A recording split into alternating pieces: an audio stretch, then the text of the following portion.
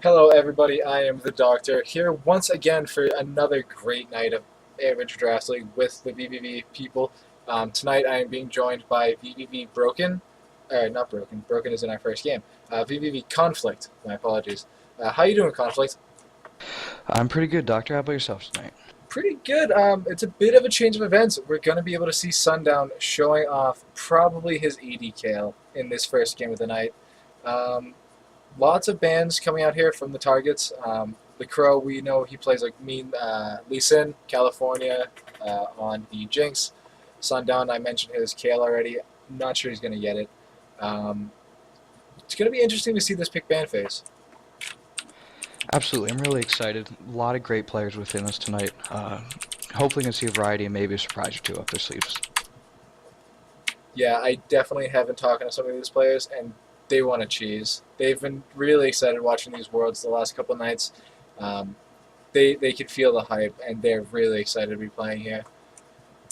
Just waiting for these first couple games to start. Clear out these chat bars.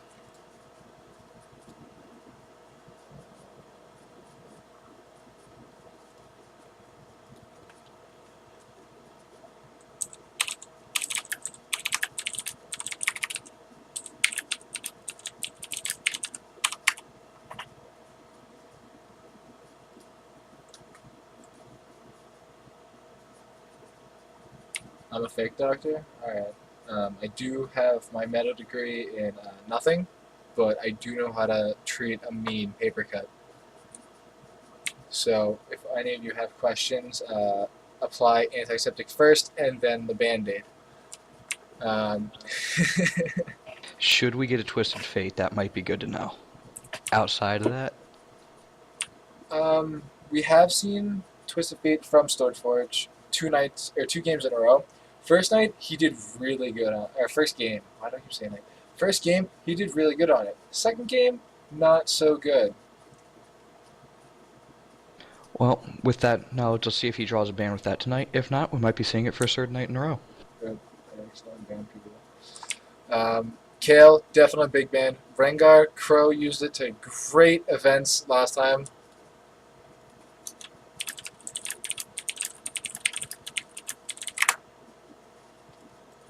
Um, Janna, she's been seeing a lot of big play lately in Worlds. She's become really a bit of a playmaker, so I'm not sure who plays her on Blue Team, but I don't know why that was really banned.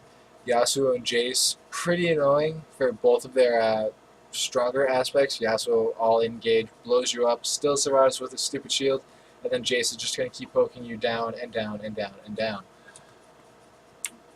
Waiting on this last ban from Purple Team. Not sure what it's going to be, except for maybe AP Cho'Gath. It's going to be Morgana, who obviously is really strong. Absolutely. Right now, there's still a lot of strong champions on the board if they decide to go for those. Maokai's still up for the top lane if they want him. Falcon Isle, a big Jinx player, takes that away from California, who really doesn't have an option if she's going to be in that bot lane. So, kind of unfortunate if that was their main plan, but it has to happen eventually. They picked the Vi, which means California's going to be in that jungle. The Crow, taking the Akali, it really suits his playstyle. He's super aggressive, super in your face, hoping to get kills and snowball lanes entirely. And already, this is very dangerous for the Jinx, with both a Vi and a Akali who can jump right on you, and without a blink of your own outside of your summoner. If Jinx doesn't have perfect positioning, she's going to get blown up immediately in team fights.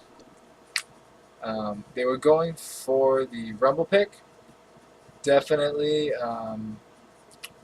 I felt it would have done okay against Akali for the first few levels, but once they hit 6, it really becomes a bigger skill matchup than necessary. And I'm not sure who on this blue team really would rival Crow in that top lane. Alright, looks like they're hovering over both Braum and the Kha'Zix right now. Both of them are very strong picks. Braum should be able to give Jinx a little bit of protection within lane, and Kha'Zix has been a strong jungler lately. And both of those look like they're locked in. Yeah, I mean, Braum, he is, with Morgana banned, probably the next best support, I would say, in NA. Nami saw a lot of play from Lustboy. He is a Nami main though, so that could be a bit biased. And with Janna also being banned, it does leave the Braum as probably the best pick up here. Stoneforge lucky in the Kazakhs. Outside of Lee Sin, in some cases, I'd say he's the strongest jungler. ISO damage from his Qs really chunk people down, and there's no answer to it. The counter to that would be Zelena and Ham Banana locking Trist Jarvan. Trist, obviously the strongest AD carry, bar none. You can't really do much against her at any stage of the game. Really threatening. Ham Banana on J4, I think it's going to be a top J4, which is pretty terrifying. Absolutely. If he gets going, if he decides to go damage, he can pull out a surprising amount of damage. And seeing his top J4 is not seen that much, it might put off blue team quite a bit just by how much he can dish out. Sundown locks on the York. Not a typical ban. You don't see a lot of Yorks really ever. He's mostly known for being really hard to harass out of lane once he backs and gets that tier. Before that, however, he's really susceptible to going even with the new flask item that they introduced this season. Not sure what it's going to do against Akali, really at any stage of the game. I mean, he's going to farm and sort of heal up. Not really a kill threat, not really a late game threat either. Right. What that does do, though, is kind of reduces the damage of a Akali roam. Although it looks like it might be a Akali mid. I'm not really seeing anyone else for that mid lane on purple team. Yeah, I mean, purple team has a really nice setup here. They have a super easy bot lane, a fairly easy, actually mid lane with Crow going mid, I would assume. And then top lane. It's really odd seeing Jarvan versus Yorick. I'm not sure what to expect from that lane, with Vi ganks maybe thrown in there. I'm expecting Sundown on that Yorick to actually take over that lane once he does get his first back. He's just going to be able to harass Jarvan out. Jarvan doesn't have any built-in sustain outside of that initial shield, and that doesn't scale horribly well. What purple team does have going for them, though, is so much engage and disengage. With both the Vi being able to jump right on top of someone followed by the flag and drag, they'll be able to pick out a target and engage. And that's really troublesome for Falconau. As we were saying, Jinx doesn't have an escape. She needs to get that first kill to get a reset. Same thing with Stoneforge. If he jumps in going really hard on this Kha'Zix, unless he gets a kill immediately, he's stuck there. He's stuck being super vulnerable and being melted by this Tristana Nami.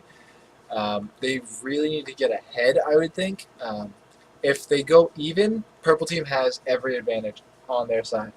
And obviously, if blue team falls behind, Akali and Trist are going to tear them apart. No questions asked. Yeah, I mean, Absolutely. Purple team just has so much going from that late game Trist.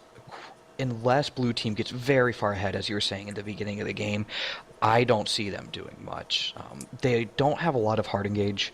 They're going to have that pick with Anivia stun maybe, but with a Nami there's so much heals and disengage from her alone that any picks they might get should be disengaged quickly. exactly. And we see Riva mid lane. I'm guessing it's going to be against Crow. I don't think it's going to be a Jarvan mid lane. We haven't seen that in a very long time. He did pick up the exhaust. He really wants to stay safe in that lane, even once Crow hits 6 on the Akali. Really going to be difficult. Exhaust doesn't last for the longest amount of time. It was only 2.5 seconds. That is long enough to save a kill, though.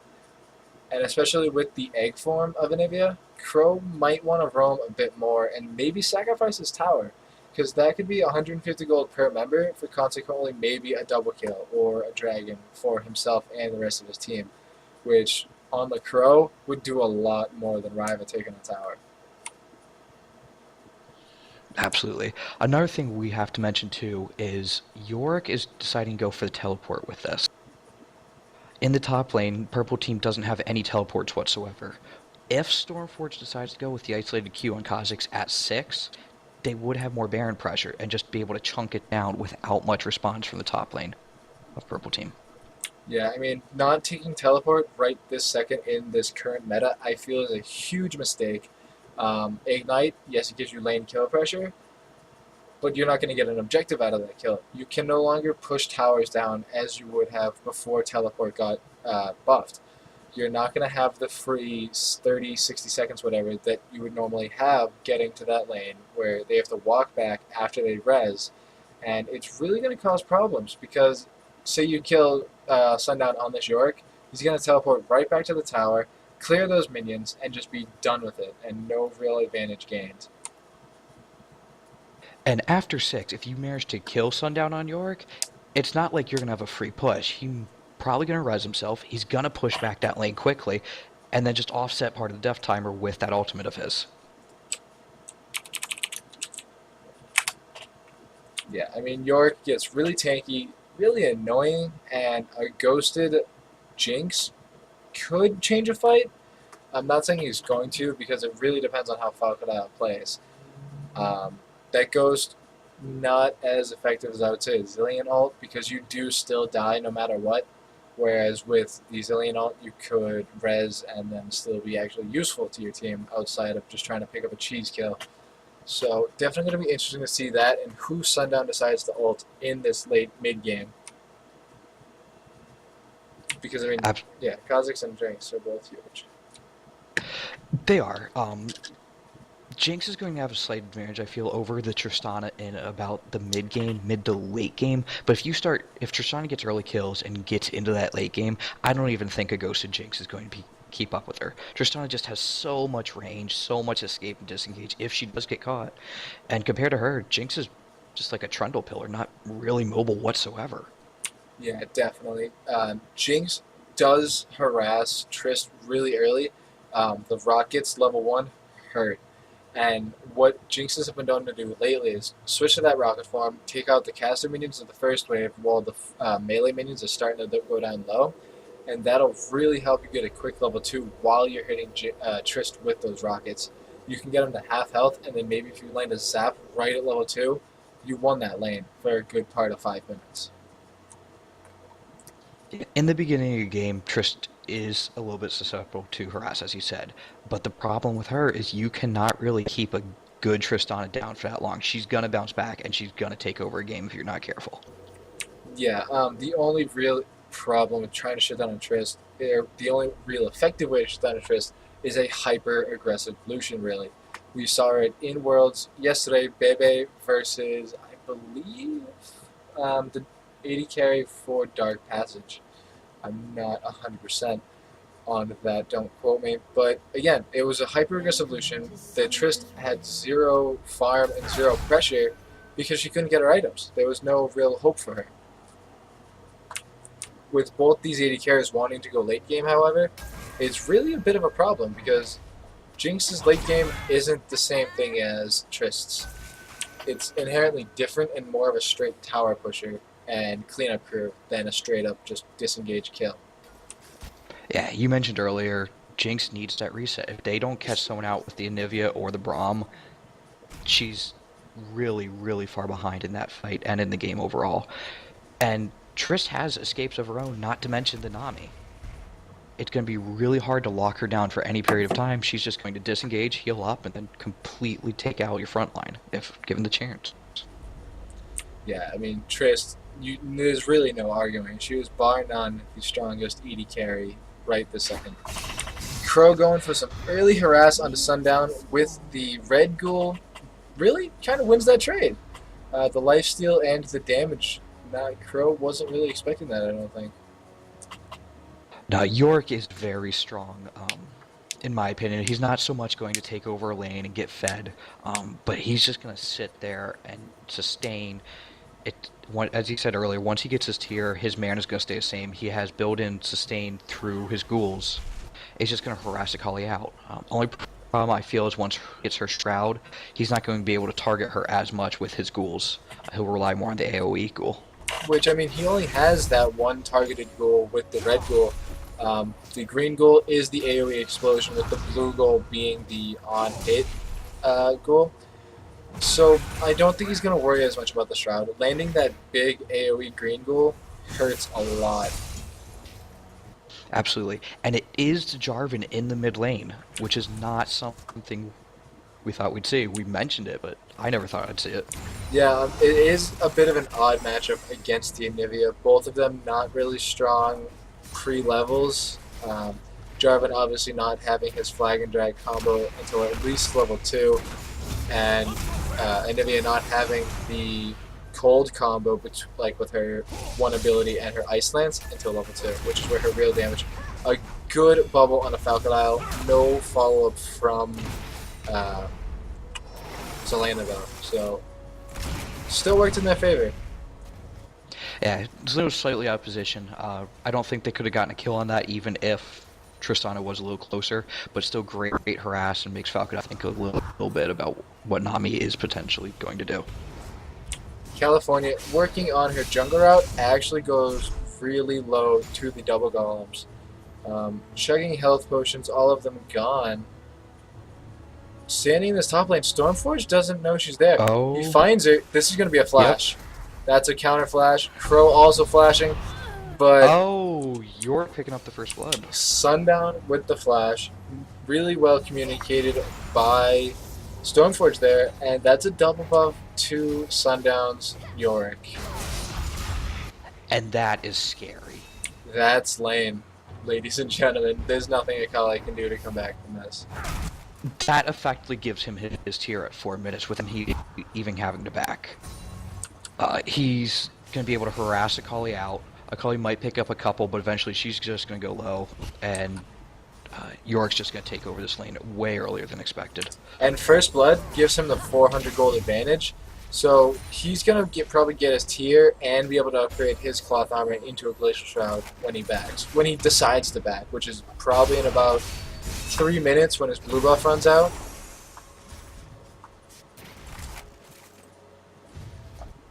Absolutely. If we go down the list right now, Akali's actually ahead of him just by a CS or even now, Hand Banana going which is surprising. really hard here. Gets the exhaust out, no flash.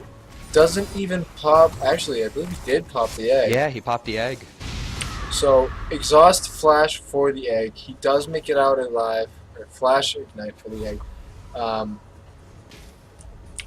That's going to open up a gank for California very soon. No egg down. It could be a free kill if they can land all their chain CC. Bit risky because Ka's in a good position right now. Absolutely. Kaz kind of searched for that kill. He went up through the jungle by Wraiths on purple side and couldn't find the kill on Jarvan. He managed to back successfully. Getting that egg, ooh, good bubble, down bottom. Lots of harass. A nice ebb and flow with the explosive shot. Gets him really low. Broken pops the health potion almost immediately, losing a lot of it to the debuff from explosive shot. Yeah, Tristana's 10 CS up already, and they are harassing out this lane. They're going to have to go back, or else they risk a big gank from Vi, which could get that Tristana ahead. Vi does have the cloak out, going for a really bit of a tankier Vi, something I really like seeing. A lot of people go to Spirit Lizard, but then they try and build tanky after that, and they just don't look tanky. They seem to get melted when they assault and battery into fights. Quillcoat should do a bit to prevent that, I would think. Absolutely. I really like that move by Vi, especially considering that Jarvan's first item was in fact a Doran's Blade, and he moves straight into that longsword. They need someone up front who really can get that hard engage and then just stay there and be tanky. I mean, Jarvan does get tanky. The Hydra builds that we typically see on lane Jarvans really doesn't affect their tankiness that much. I mean, they still, have their shield. They still have some of the other damages that they would have. But we'll see. I think it'll be interesting. Nice zap landing from Falconile, getting Zonal to about half health. Not going to make that big of a difference with the ebb and flow, however. Absolutely. I mean, the Jinx and Braum lane down bottom does have a little bit of sustain through that early relic shield, but Nami and Tristana is just such a strong lane. As you mentioned earlier, that Tristana is just so good right now. She's so strong, and yeah, she's already 18 CS ahead. One of the things I really like about Jinx Braum, though, is the rocket form gives you that large amount of bonus range. And one of the things I'm finding when I'm playing a Lucian lane is I just don't have the distance to keep the Braum passive procced. It will get the one hit from the Q from Braum, and then I can't do anything with it.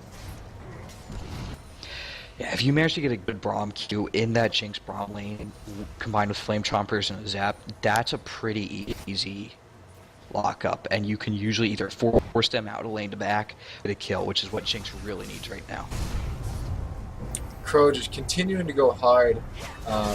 Is a bit far away from Hand Banana, with Hand Banana being 6. Flag and Drag's not going to land.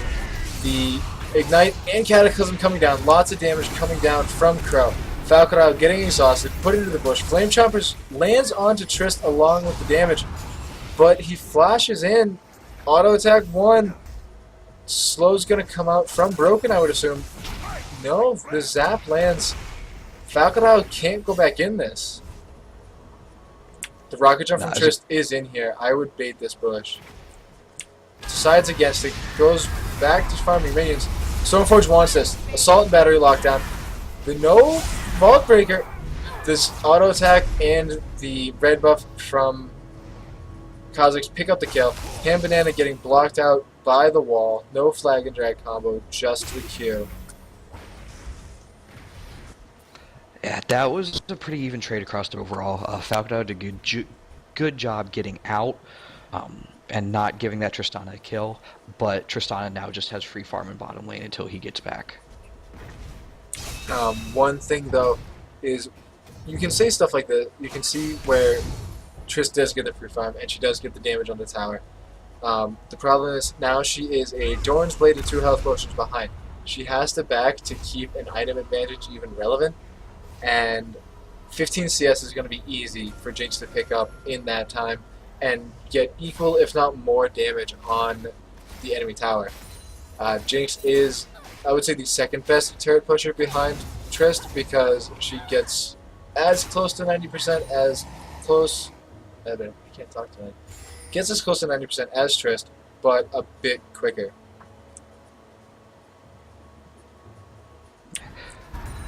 Trist did pick up that own back, so she is going to be ahead right now until Jinx is able to back again. Gonna have to be really careful with the Nami bubbles. So it's a bit odd that Jinx had so much gold and decides to pick up just a Doran's. I can understand the need for the BF sword. It puts a lot of damage into your ultimate, your zap, just really everything you want. But that's a lot of wasted gold. Choosing to not come back to lane with really the best possible object, really poor thinking, I would think. Absolutely. She got back in lane less than a minute ago and she's already sitting on 1,500 gold and... Oh. Crow wow. just outplaying Sundown. He, Crow invaded, took the blue buff. Sundown wants this. He wants to delete the blue buff, but he's not going to get it. Stormforge getting caught out in the Cataclysm. Jumps out, though. California wants it. The Assault and Battery coming down. Lockdown. Spear from Hand Banana. Picks up the kill. Absolutely great communication with there and catching them out, deciding to go for the Kha'Zix instead of the Anivia who had Egg. Sundown losing his pink ward in the top lane. Flag and drag from Hand Banana. Really just using it as a harass tool because Ryva has no response except for, well, obviously that. That was a lot of damage. Yeah, both Anivia and Jarvan can have a surprising amount of damage if you're not careful. You saw there, Jarvan's spear alone, with that pickaxe and Zveram Scepter, took a good part of Kha'Zix's health for the kill. The thing here is, if Hand Banana can time his flag and drag at the same time Ariva is trying to get his Glacial Shroud down, then it cancels it. The knockup shuts down that damage, gets rid of the slow, and really puts Anivia in a bit of an odd position in having to really land. The ultimate from Braum comes down, the rocket jump dodges it out. Exhaust down on the Zona, flash forced, but gets the passive proc from Braum. The Super Mega Death Rocket misses, busts a shot on the Stormforge. Zelina has no more escapes. Zap picking up the kill. Free double kill, basically, in that bot lane. Really unfortunate. That's going to set Triss behind. Absolutely. I did not agree with that buster shot at that time. all you did was push him back very short distance to the wall for the Kazakhs, and he was able to re-engage quite easily. And this could quite possibly be the dragon. But unless Callie can get in here for a smite steal, is really... She's just going to go for this kill on a broken, maybe. Gets the kill. Wow. Ham Banana needs to go on Stoneforge. Ham Banana is going to kill Falcon Isle, but California does a beautiful dodge, actually, away from Stoneforge, and Stoneforge fails his jumps. Riva now trying to pick up this kill. Stoneforge going back to the dragon now. Cataclysm onto Riva. Auto attacks, shield slow, and the spear's going to egg her out. And with the rest of the team showing up, they should give this to Zelena, and Zonal picks it up with an auto attack. Jarvan picking up a double kill there puts him at 4-0-2 at the 13-minute mark. He's just going to turn scary for any squishies that blue side might have. Yeah, this Jarvan pick is really coming up huge. It is something that Zelena plays fairly often, but he does play it in the top lane. This is the first time I have seen him play it mid, and you know what? It's really working for them. Pink ward coming out from Broken. It's the Braum Shield is actually blocking all of the damage towards that pink ward and keeps it alive for a bit longer. It's still standing. Absolutely. Looking at the top lane right now, York is not taking over that lane with the tier as we expected. Akali did get a kill on him, but he also had early double buffs that I don't feel like he took advantage of as much as he could have, and now he's quite far behind and having trouble in that lane. Well, after the double buff, we saw Crow actually invade and steal a blue buff. Ultimate from Kazakhs down to the bot lane. Ignite coming out from onto Sundown, picks up the kill. No kills trading in the bot lane. Crow knows he can kill this guy. The tidal wave blocked out. Popped. Bubble onto Broken. Ultimate coming out from him too. Riva exhausts Crow, and Crow's going to get stuck in the tower and die. Lots of damage going down the side lane. Buster Shot keeps him alive a little bit longer. Broken goes down to the Buster Shot tower. Falcon Isle picking up a kill onto both bot laners, and Stormforge is going to walk away with 0 health. Hanbina, however, wants something, doesn't get anything from Stormforge. Falcon Isle doesn't know he's still there. He's going to eat a Cataclysm. Or just don't a even spear. need to, yeah, with Hydra already on Jarvan, you don't even need the Cataclysm to kill a Jinx. And that was ward control. Falcon Isle had 0 idea that Ham Banana was still there. Stormforge didn't communicate that clearly enough. Ham Banana spots a pink, claims mine, and is going to clear that out really quick. I'm half expecting to hear all the cheers in the background right now for the ward kill, and I realized, wait, we're not there. Bit salty.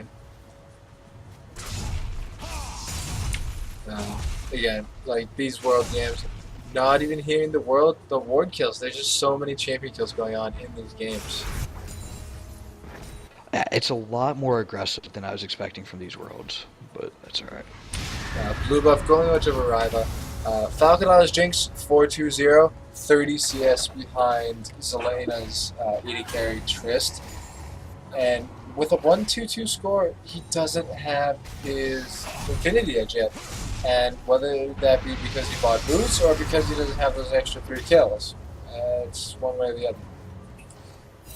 Yeah, Tristan is a bit caught out. Exhaust comes out, slow coming down, double slow. Callie just going hard in the paint. Flag and Drag misses everybody. Cataclysm onto Stoneforge, gets ISO damage down. Now California's a bit out of position. Zelena's there throwing out auto attacks. Crow wants something onto Stoneforge. He's going to put out lots of damage. Doesn't pick up anything yet. Slow there. Picks up the kill onto Stormforge. Jumps over the wall. Is he going to be able to escape though? Riva's going for a head-on collision actually. Zelena getting lots of damage with that slow. Auto attack again. Picks up the kill. Shroud coming out of Akali. Gonna keep her alive. Yeah, Jarvan missing that flag and drag. He still probably would have been dead, but that could have been a lot better for Purple Team if he hit that. Probably would have been a 2 or 3 man flag and drag, and it just would have done a ton of damage.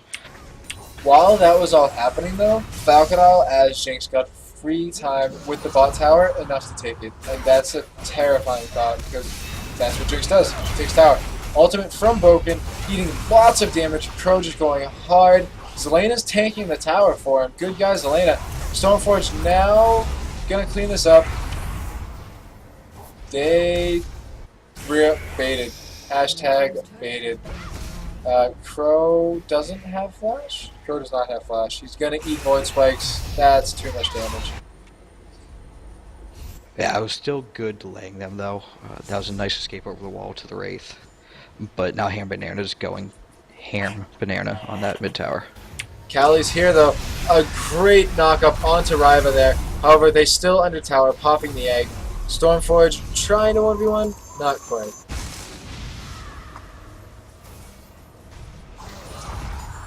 Wow, Jarvan added that Brutalizer into his build, and they just destroyed Ryva's health bar. I mean, he had the egg, but even under tower, jeez, that's scary. And even still, Hamilton took almost no damage. Callie was taking the tower, which she really can do with that Ancient Golem, Giant Spell, Chain Vest. But you could see how kind of tanky Jarvan was. He ate a slowed Ice Lance from Anivia and his health barely dipped. He popped that shield and was like, alright, I'm going to kill you anyway.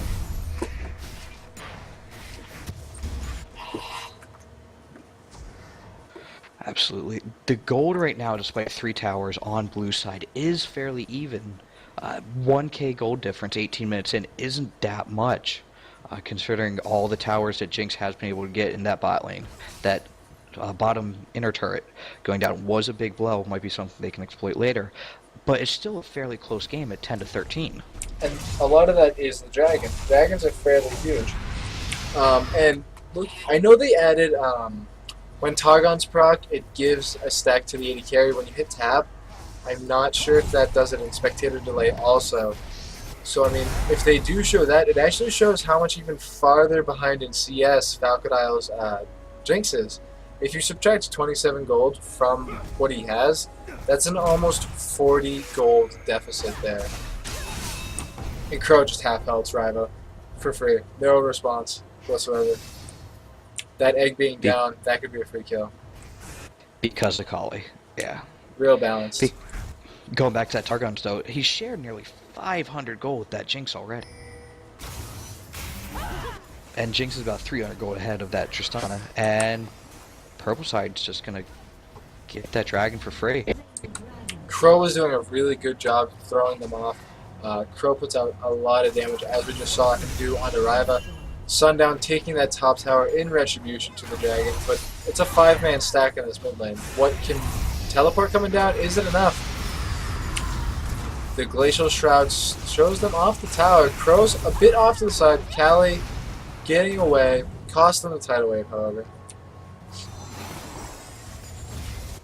I'm not sure that tidal wave was needed. I think they disengaged already. It's nice to throw out with their lead so far, but now they don't have it in case blue team decides to engage again. Yeah, they're really going to have to rely on that bubble. Crow still trying to fight, a bit caught out. Just going to blow up Stormforge, really. The exhaust coming out. A bubble onto Stormforge again. Ultimate from Broken knocks up California. California going hard onto Ryva. Gets shut down by the slow. The Zap picks up the kill. Handbin in a lockdown. Double bubble off onto Sundown and Broken. Flame Chambers misses, but these flames are not going to land.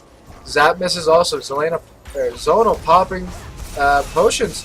Ryva gets blown up. Blue buff onto LaCroix, but now it's not enough. 3v1. The concussive blows passive, locking him down, keeping him where he wanted him, and Falcadile just kept throwing rockets. Yeah, Falcadile really wasn't touching with that Infinity Edge. He moves to 6-2-1 and can start to snowball even harder than he already was. Yeah, I mean, both AD carries completely untouched in that fight, and Falcadile just did more for the team. AoE Rockets does a lot of damage. It does 110% of your bonus attack damage in an AoE cone when it lands, and that's something Trish can't compete with. She is very much a single target AD carry. She's very good at being single target, but in fights like those, Jinx is just going to excel and do well. I mean, if Jinx stays in minigun form, she gets an 80% attack speed increase, and Trist gets 90. Not that big of a difference, especially at this stage when both of them have i.e. Zerkagoo's.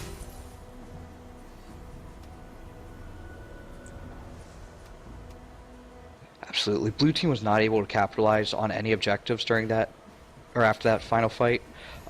And purple team did a great job regrouping and pushing back down that mid to get that mid turret.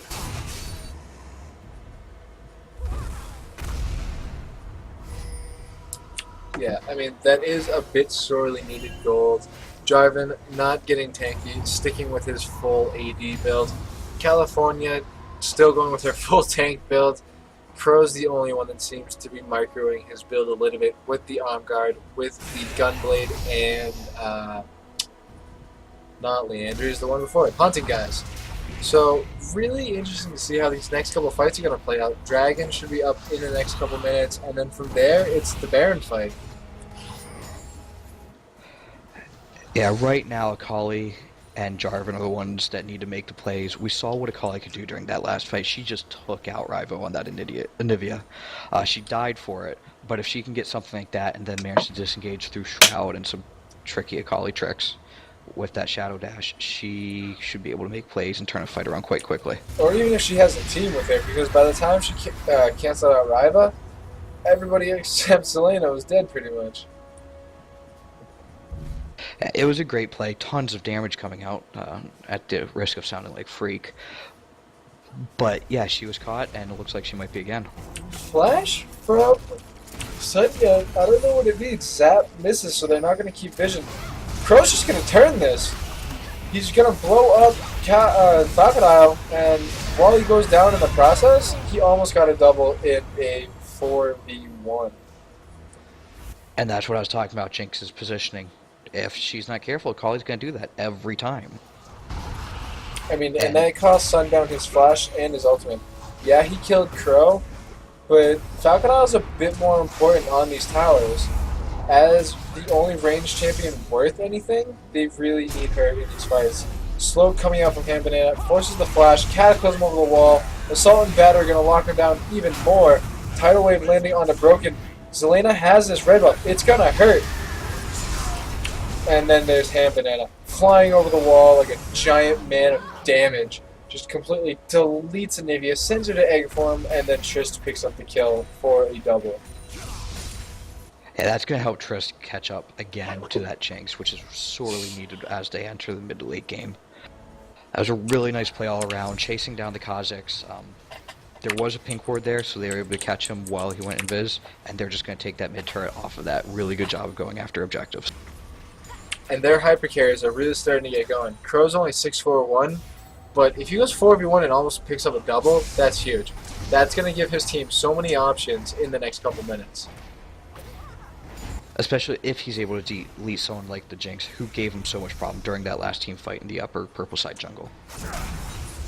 Zap plays out to California, but she's just going to Vault Breaker away, and Void Spikes are out, and Broken does have his Q available, but ultimate from Stormforge going in.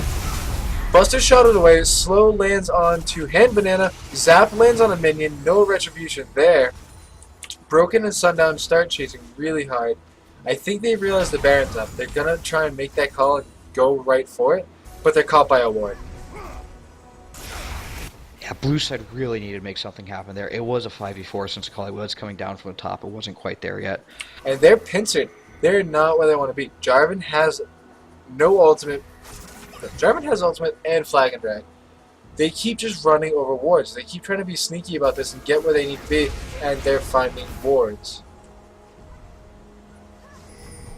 And with Anivia egg down to Stormforge already lower than half health.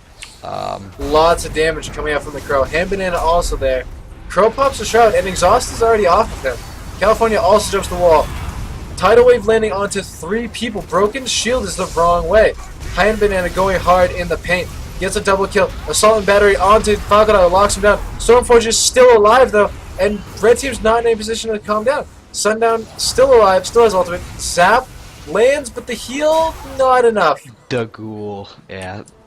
Falconal finally goes down. Stormforge not anywhere close, and Crow's letting Riva burn his mana. Lots of damage. Crow gets deleted by Riva.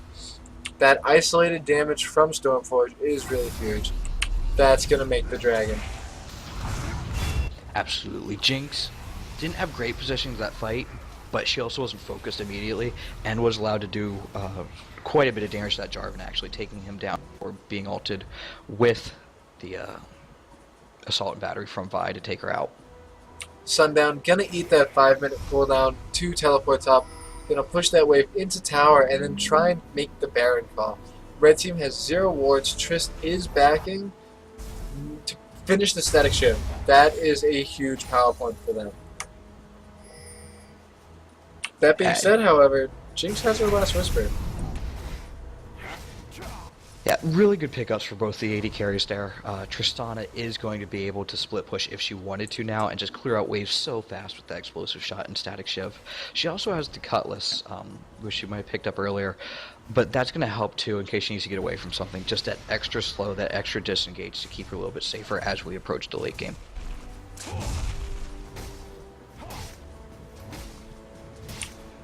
Trist, while being that huge split push threat, her team needs her a lot more. Crow is only really able to delete 1, maybe 1.5 people before he's getting taken out in these fights. And that's where Trist is supposed to be able to pick up cleanup. Get a jump reset off that first kill by jumping in aggressively. And either jumping out and kiting or just continuing to jump aggressively. Crow trying to put down lots of damage, but he takes a healing ghoul to the face. Gets the ultimate though and sort of baits it out. Sundown's not going to have that now. Yeah, that was a very preemptive ultimate from York, I feel. Especially with that Spirit Visage already on him with the magic resist. Khalid's not going to be able to burst him out that much, and he probably could have waited. Jarvan deletes Falcon Isle, and now it's a 1v1 Stormforge. He has the ISO damage and the resets. Almost, though. That was still really close. The Crow gonna go to a minion, but the slow from the ultimate was still on. The Q from Broken misses, however, and in the mid lane, Zelena with his team takes the tower and inhib. Crow and Stormforge are just not where they wanted to be. Not Crow. Sundown.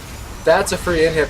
Riva getting hit up, pops the Zonias, but they've wasted so much time trying to kill Crow that they're useless. Assault battery onto Stormforge. Stormforge doing a great jump to eat the Vault Breaker. The stun misses because Callie flashed it out. Slows just continuous on to California though. Those involved Void Spikes are doing so much work right now. And the jump isolated Q for the final kill. It was a great kill pickup across the board for blue side, and it looks like they'll get top inner for that. But you lost your middle inhibitor. Akali spent so much time just kiting them around. And it could mean the Baron. Ham Banana has a lot of weight on his shoulders right now. And he's not going to get there in time. Nah. Unless he goes right now. The fail smite even, if he had flag and drag right then, he had it. The ignite from Ham Banana going on his Stoneforge, not even close to enough. Now, he had a chance after that fail smite, and he kind of turned back to do so, and that probably cost him his life, especially considering he didn't execute or try to get that Baron. Well, the reason, when he turned around, he actually turned around right onto the Flame Choppers, which was the end of him. Yeah, he could do a ton of damage, but if he's caught out alone like that, there's not much he can do. Oh!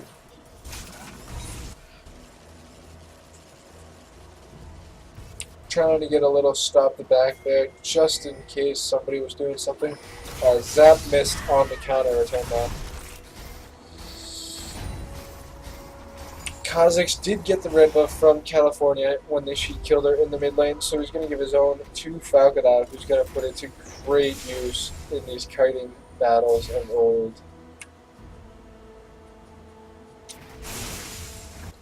Yeah, we're still looking for that big power spike where Tristana could potentially take over the game, but right now it's just not happening. Jinx is able to just sit there and do so much damage and turn the fights. All blue side needs to be careful of is those positionings and not over chasing like they were caught out in top lane.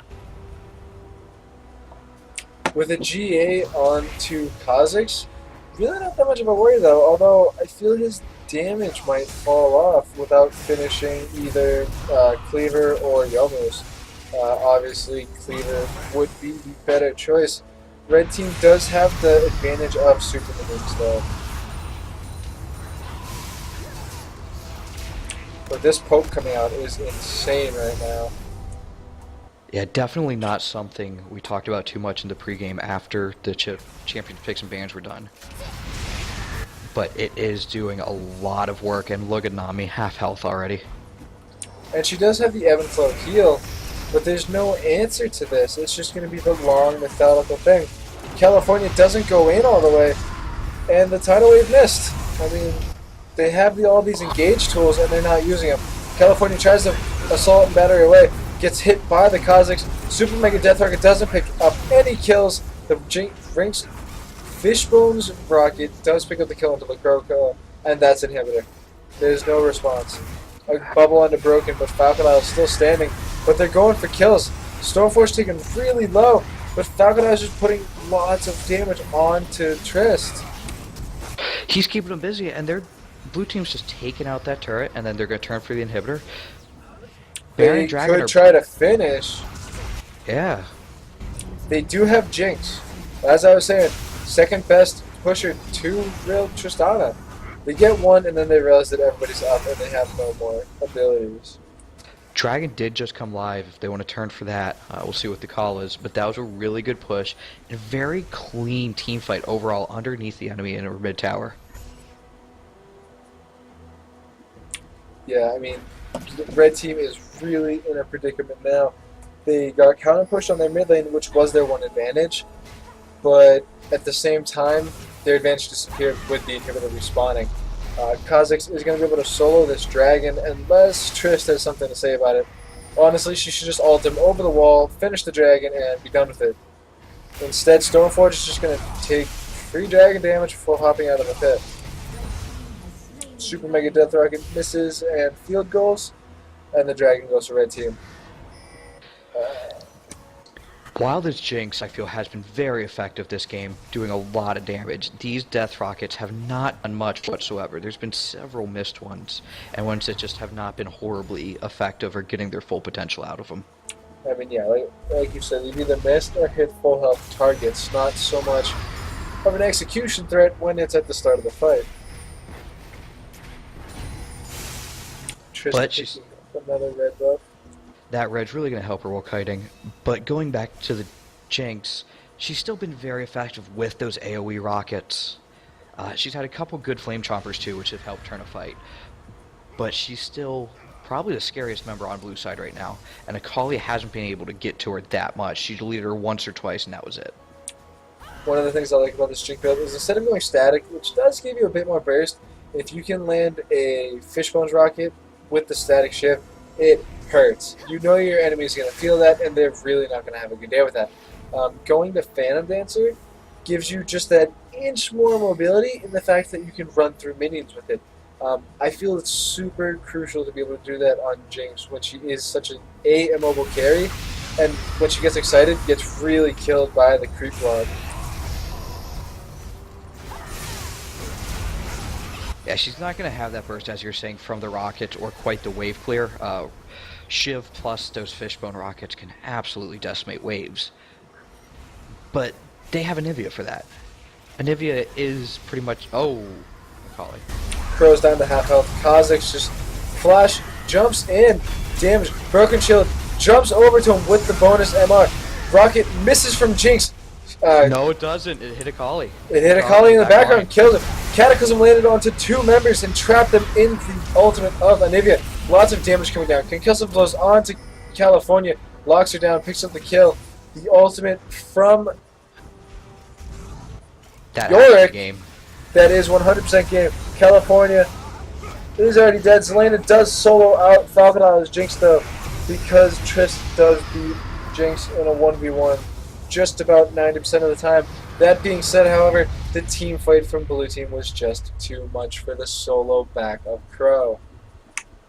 Yeah, that was very well executed.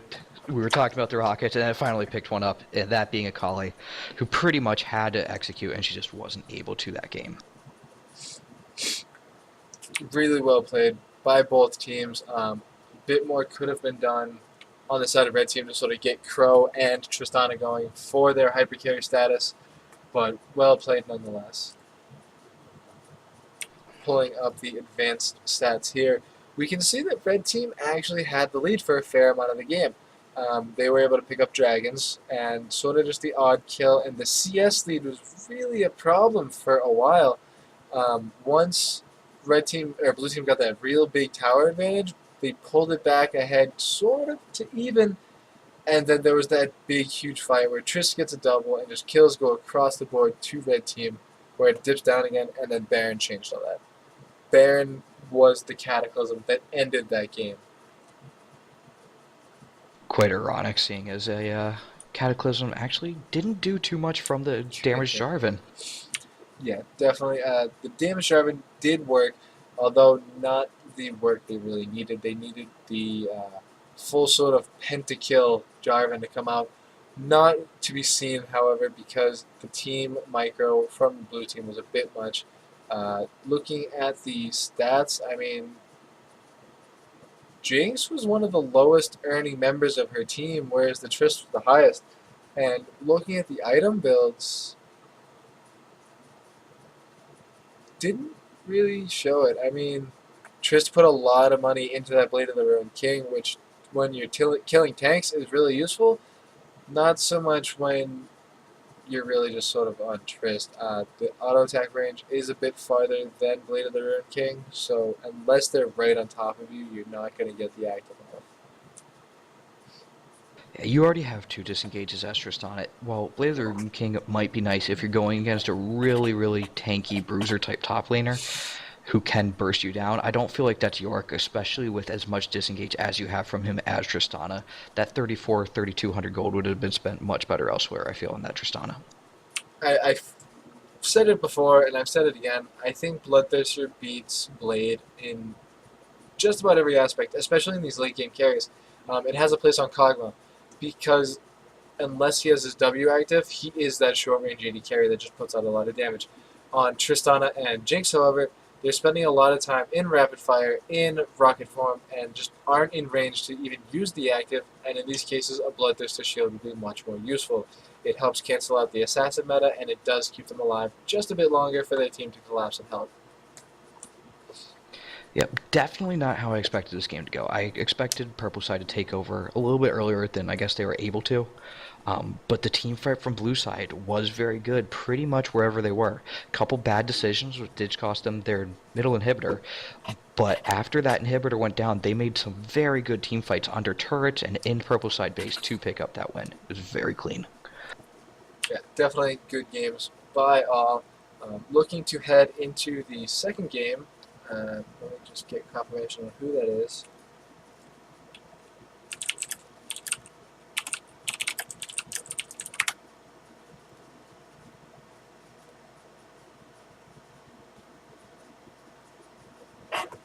Teams doing feedback.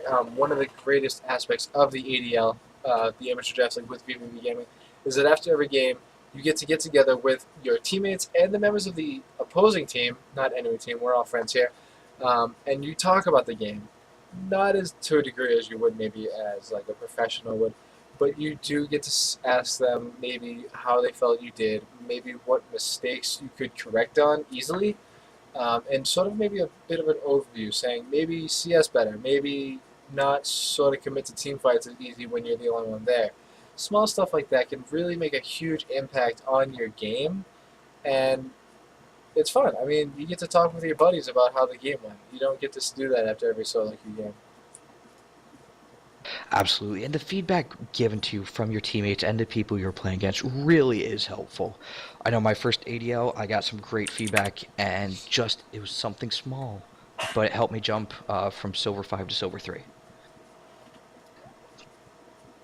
Yeah, I mean, it's and there's small stuff like that. I mean, right now the current way that the sort of ranked climb goes is it's very sort of slow and methodical. I mean, you won't really notice it in a month or two. You might notice it across a whole season. I know this season, when the reset happened, I got put down in Silver 3. I was like, what? I'm Gold 4. But then, you play some ranked games and you just keep playing ranked games. And eventually I got up to Gold 1. Granted, I've dropped down to Gold 2 since then, but you know what? The climb's still there.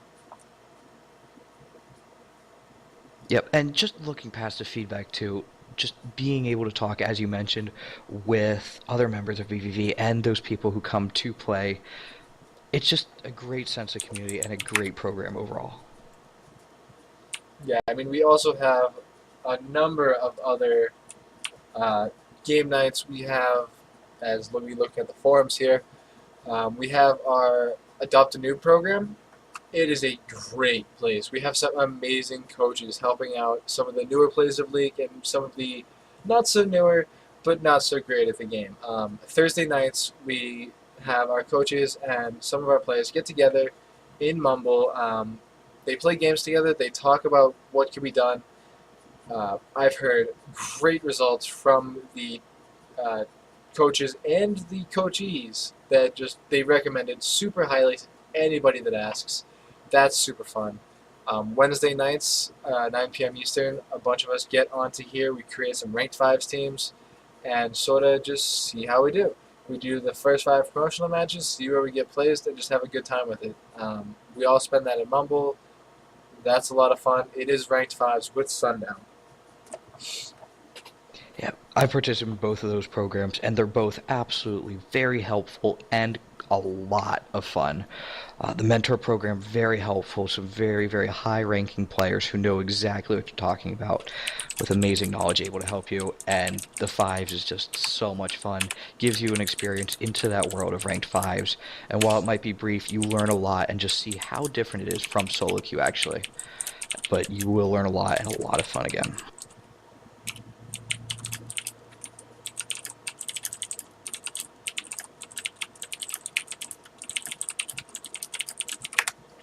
Sorry about that, just a quick message. And yeah, I mean, all these programs, they're fun. They're great blast. Trying to figure out what this next game is. A lot of our games actually aren't over. That was our quickest game of the night, it would seem.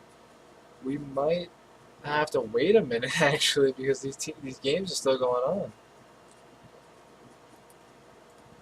Yeah, well, the last game wasn't horribly long, which might have been good for Blue Side. It was great to see a lot of surprise picks, which we were hoping we'd see as we were talking the pregame. I did enjoy the mid Jarvan, didn't necessarily perform as well as expected, but still great to see these players changing things up and not sticking just to the meta. Yeah, I mean, meta is for scrubs. Nobody wants to see the meta unless you were watching the World Championships. We would love it for you to bring out more troll picks such as 80 Kale, AP Sona mid, um, really just stuff that doesn't work, but it's still fun to watch. I'd like to see one of these guys go full Unicorns of Love and bring out the Poppy. Just Yeah, Poppy's fun and all, but she's boring as hell to watch. she might be. I don't know. In the beginning, she might be, but you get late game and you just see her completely destroy someone. That's kind of fun. No, I can't. I can't agree with Poppy because she deletes me as an AD carry, and that's never fun. As an AD carry, I want to live as long as possible. I don't want to have to worry about dying. Not dying on an 80 carry. That sounds like a good idea, and something I should probably try sometime. Honestly, play meta picks if you're gonna play AD carry. I mean, Trist and Lucian, they're the best in the business, and guess what? They don't die. It's absurd. Um, we see in the chat our league divisions manager, vVv Sundown, with the BM claiming that Yorick is too good and the sole reason they won that game. Um, I hate to break it to you, buddy, but no. I seem to remember a certain outplay by an Akali that kind of I seem to remember wrecked him. multiple outplays from that Akali that should have put Sundown in his place. I However, guess we'll see what he pulls out this game. short-term memory loss must be a wonderful thing. Oh, haven't you seen the basketball commercial where all the greats have short-term memory loss? Oh yeah, that's very true. See, what this just proves is Sundown is on his way to the top. We will soon see him in the LCS heading to the world stage. JC, really no choice, buddy. These games, you started your game. You roll your dice, and that's what happens. Sundown, also AFK. This is what he does. Um, he just sort of leaves us with our own devices, and it doesn't work out for anybody. Everybody is up into their respective teams, however, so hopefully we can get this started. Very curious to see if we'll see Falcodile on Jinx again. It was effective, maybe more effective Rockets, but nonetheless, that Jinx did do work and was a big part of the reason they won. I mean, yeah, Falcon is a big, big Jinx player, and I mean, it's fun. I love playing Jinx because that getting excited is the best feeling in League of Legends. You get that kill, and then you're gone. You get kills, and they just keep going, and keep going, and keep going. And it's just, it's fun. And there's nothing quite like sniping a kill from across the map. Might not be a high percentage, but that is fun. Alright. We are into pick ban number 2. We see the Anivia ban coming out against Riva. Questionable. The Zed ban, huge. Nom Nom has been all over that Zed for the last multiple nights, and he's dominated. There has been zero competition for his Zed whatsoever, and he just runs away with it. Kale and Yasuo. Kale obviously being banned at Sundown. It's his best main champion. Yasuo super annoying. Kha'Zix, best jungler, super annoying. Canark is a Shaco main dominant, and so that is the final ban.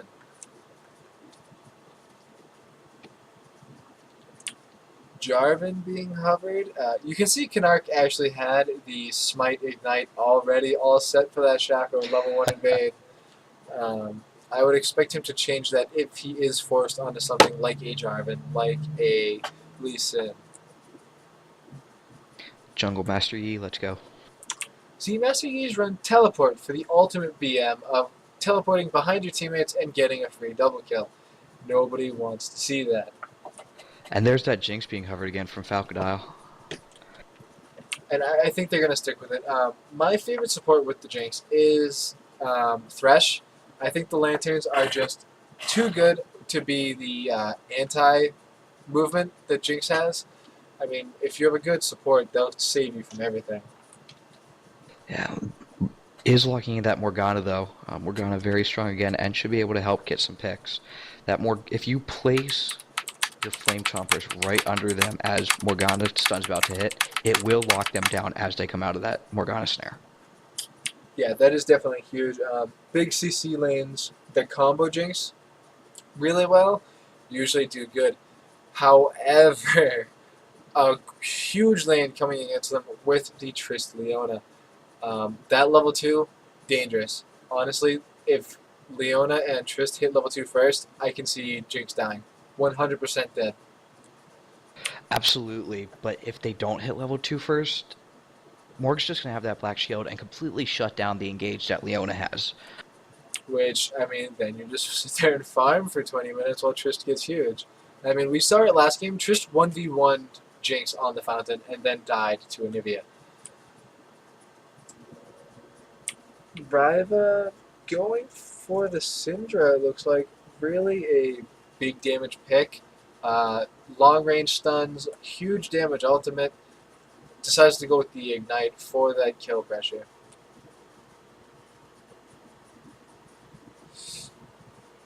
Why did I just get spammed with your Twitch stream?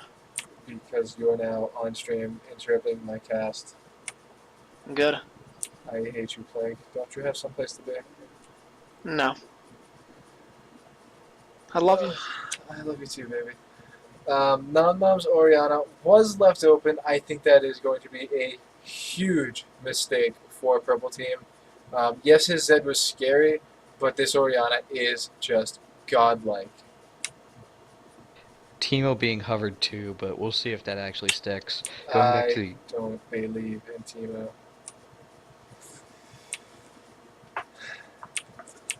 Nom trying to decide what he wants. Does he want to hyper carry by himself, or does he want to give it to his team? He's giving it to his team.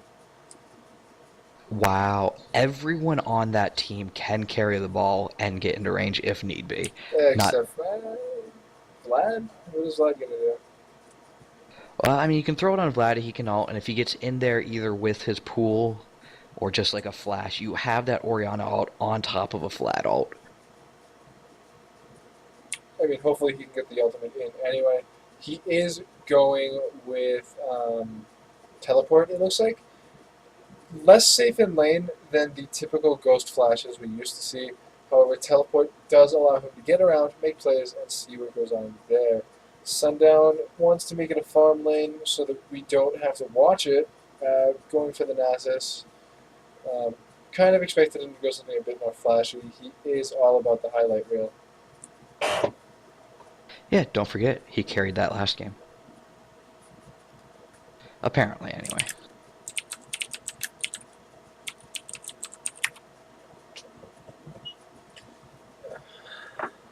I mean, Nasus is a good champion, not to be underestimated. It does become a huge, huge dangerous split push. But we'll see if they can sort of shut him down early and try to deny him from getting to that late game.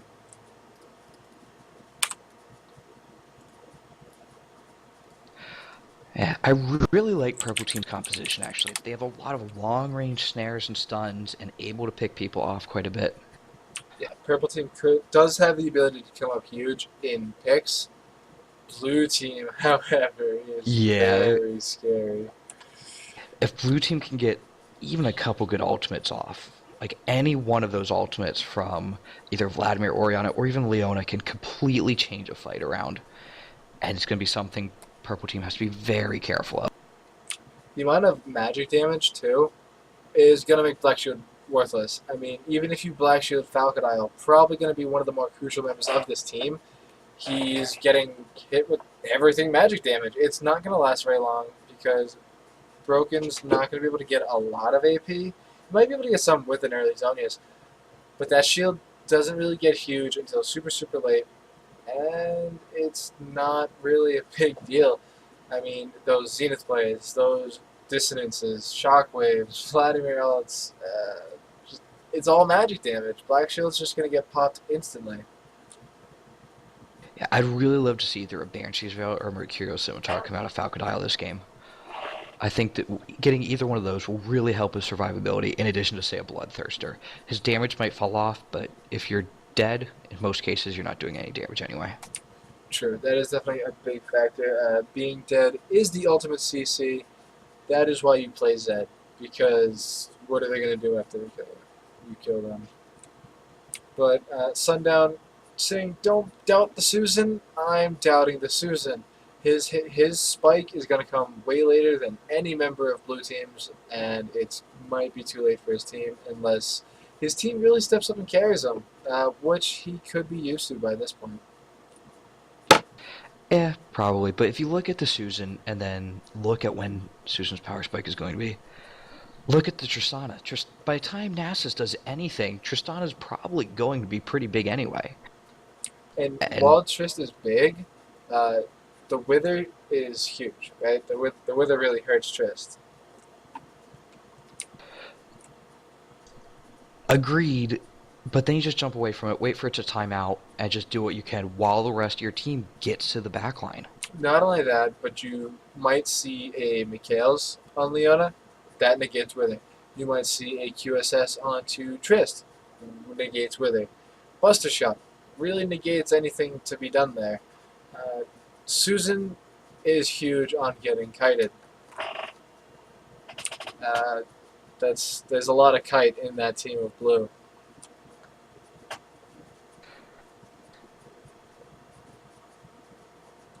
So it's definitely going to be interesting to see who spikes first. I think it's going to be big on if Sundown can kill Jackal in lane, which I don't see happening. That could propel him a little bit towards his late game faster than Trist.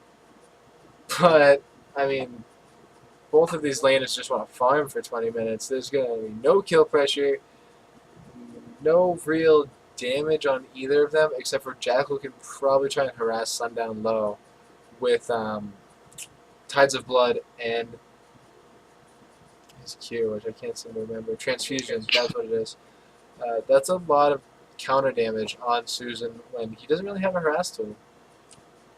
Yeah, and I really see Tristana with that Leona in lane spiking way faster than Nasus.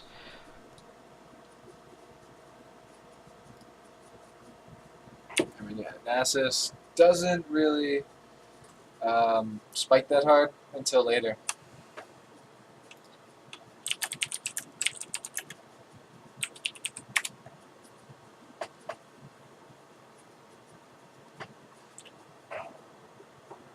Yeah, I'm just very, very scared of blue side. They have so much going for them, and their team fight is going to be ridiculous.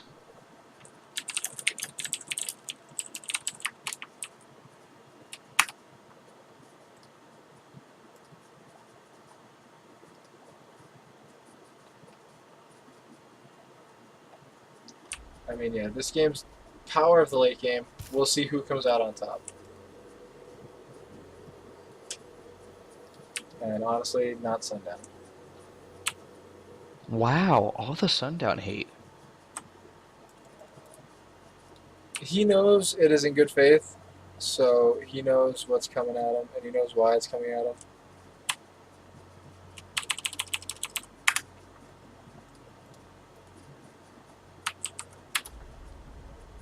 He sort of is the resident troll. He is the one that plays the troll picks that we have sort of come to love. He has a bit of a cult following with his 80 Kale, which is why we keep seeing it being banned out.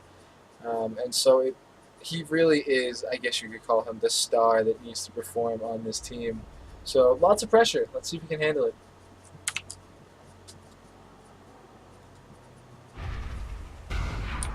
Good bind onto Oplock. That is money in the bank for Broken. That's a free 5 gold. I don't think they wanted to give that up. Gonna make a huge difference. That 1/7 of a health pot. I mean, there's also the damage onto Oplock, which might hurt a bit. Broken. Does he land number 2? He does not. GG. No. Minions have spawned. Wow. Victorious Jarvan. Pretty bad skin, I would say. It is from Season 1, however. Another binding landed, another 5 gold in the bank. Actually, hang on. Victorious Jarvan from Season 2. My bad. There was the Justice Kale for Season 1. Huge leash on Canark. Blue buff going over. Both teams starting blue. Canark's going to want to gank this bot lane super early, get that Trist going. And I don't even know why Drake Cameron is on the top lane. Nothing's going to happen. Yeah, that Vi's gonna get up to the top, and it's very unlikely she'll get a great gank off on Vladimir. If she does, that'll be great. Push Sundown a little bit ahead. But I feel... Oh, Jarvan going in early, actually, in mid. That level 2 gank gets a lot of damage down, actually. Doesn't force any abilities. Ryva is one of our higher elo players. Knows that there's not a lot of damage coming out of Nom Nom just yet with the support of Orianna pick. However, Stormforge is way behind in his jungle clear. He's going to be making it to red camp almost the same time that Canark does, and that's with a side trip to the mid lane. In all that time, Canark could have easily had a red buff, and these transfusions are actually putting work down on Sunny, forcing him to blow pods.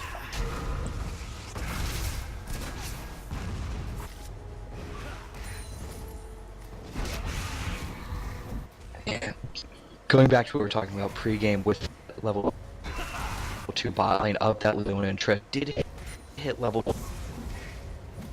2 before the Morgan Janks. However, since they were pushed up, they weren't able to take advantage of it too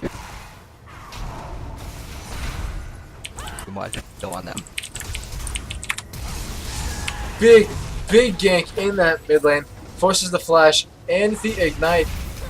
Flash and heal out of Nom Nom. The heal was a bit too late. Heal from Falcon. The zap, lots of damage. Seawide picks up the kill though.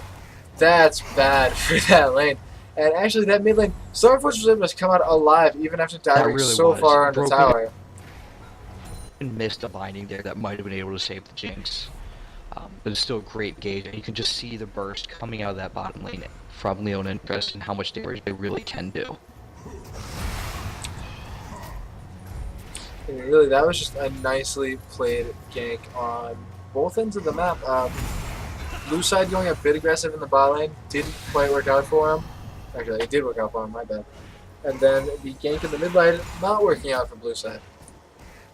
Sundown is now completely out of potions. He's completely relying on this Doran's Blade lifesteal along with the passive, and he missed his Q.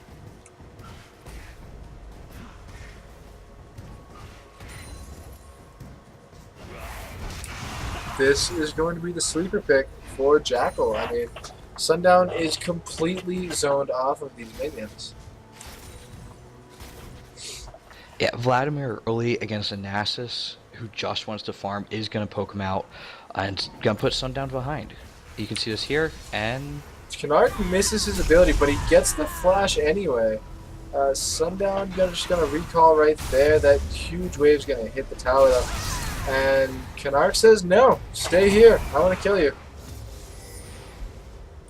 Although with no ignite, it's just a flash teleport on the Jackal. Zero kill pressure. They could dive this all they want, and it doesn't really matter. Stoneforge and Sundown are just going to CC them to death. Jackal not pulling the stun, the transfusion taking a lot of health away, causing red blinking lights. Canard gets caught out by Ryva. Jackal is forced to flash. Sundown might go down. Sundown goes down and auto-attack Canard. Jackal is a bit low from Ryva though, and now Canard's going to go to kill. Double kill for Stoneforge. He's going to get tanky now.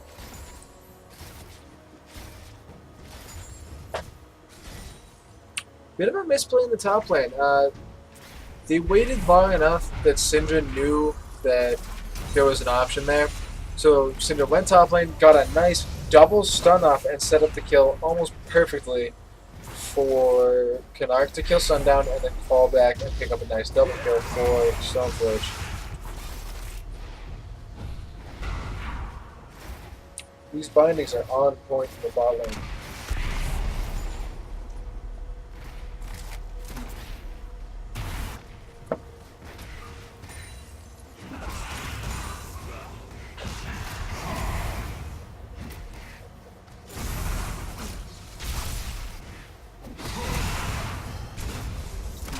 Everything's sort of back to farming. Black Shield is a big counter to Trist. One second, guys. Hang on.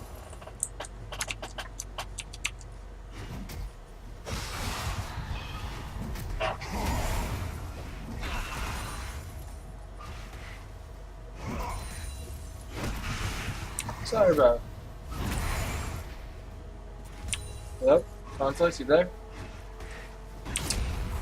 There seems to be having some mumble issues at the moment, so I will be on a solo cast for a second. Technical issues, that's what I figured. So again, sorry guys, having technical issues with the mumble server. There are people disconnecting everywhere. It's madness. Like I was saying though, Black Shield does counter the explosion shot a bit. It does magic damage, obviously, it blocks magic damage. So while it costs you your Black Shield, it's a lot of harass that can sort of be negated out. Stoneforge misses the Vault Breaker, not a big deal. not at all. He did walk through a pink ward bottom lane, so they knew he was coming for quite a distance. They'll probably go back and see if he can clear that out. He lands that Vault Breaker though, forces the flash, Assault and Battery down, exhausts are going out everywhere. Falconel not in a position and not level 6 yet. Can't ultimate, can't do anything to help that gank out. They did get both summoner spells. Really, or all 3 summoner spells because they got the exhaust too. Binding on the Oplock. Stoneforge is still here, but now Canard's here also. The flash from Falconel keeps him alive. Canard helps his team out, gets his Tristana a double kill. CY is just going to be in range now, auto attack.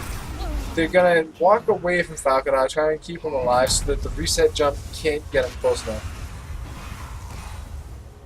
It was great for Jarvan to come in there. Vi was back on top of wards, so they knew she was still there, and still went for it anyway. It was a great call. You can see Sundown still getting harassed out top lane though, and just not able to get the stacks he needs at this point. He is currently at 100 stacks. At 10 minutes, not exactly stellar.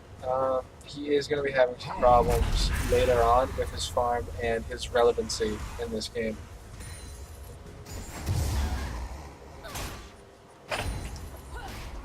And he's still 14 farm behind this Vladimir, who's sustaining up at just about full health. Sundown's below a quarter. He's continuously pushing the wave back into that tower. And there's no response from Sundown except to pull Stoneforge up.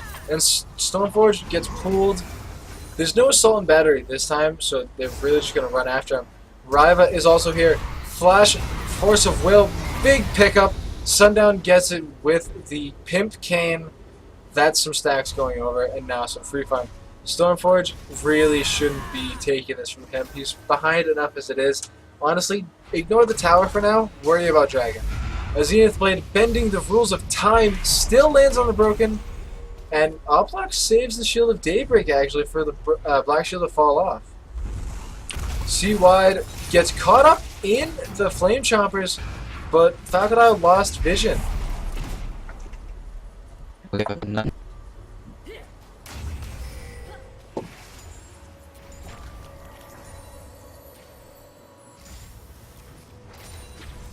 Support fight. Let's hit each other with laugh. Yeah, I mean, this bot lane is a bit volatile. Top lane, I don't see why they keep trying to force Sunny into this tower.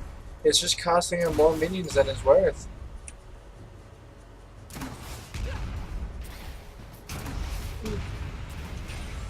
With these roams from Rival, though, he's getting his Syndra fed enough to be relevant in the mid game, yet not too underfed that he can't do anything. He is 004, has the Chalice and the Feeding Codex, sitting on 700 gold. He's going to clear some more minions, maybe pick up a kill. Flag and Drag from Canard puts him in a bit of a predicament. Stormforge forced a flash, though. Stun from Syndra lands on the Canard with no follow-up.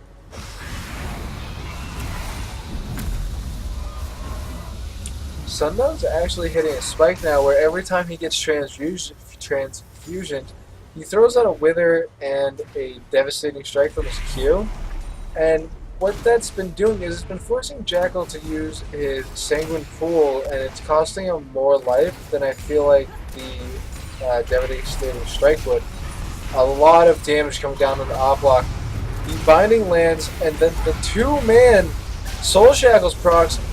Seawide trying to get a kill, picks up one, and Jackal turns a 2v1 in the top lane to his side with a transfusion. Seawide able to jump away. Canark sitting on a red board, super duper low. Ryva could get this. Ultimate comes out, picks up the kill on Ryva, and now Nom Nom's a bit of a predicament, even though both of them are low mana. You can see Canark in chat asking if that's warded. Bit of a lame comment. That's never fun to find out the bush you were in was warded, and that's the reason you died.